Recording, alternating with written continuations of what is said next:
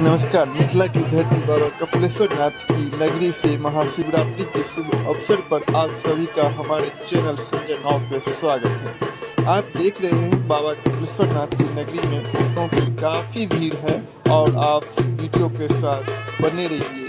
सखिया है बनी गेले सुंदर सुकुमार, सुनु सखिया है बनी गेले सुंदर सुकुमार।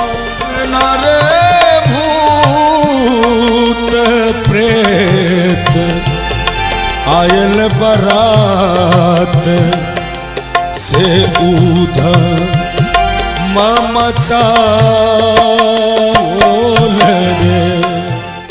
बाबा दुखिया बैसल कैन रहल दरबार में, के सुनते संसार में ना भला गई छिए कते दुख के मोटरियो भोला दानी, खोलियो दया के रे कोठरियो भोला दानी।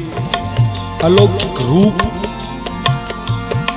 दिव्य अलौकिक गूढ़ रहस्य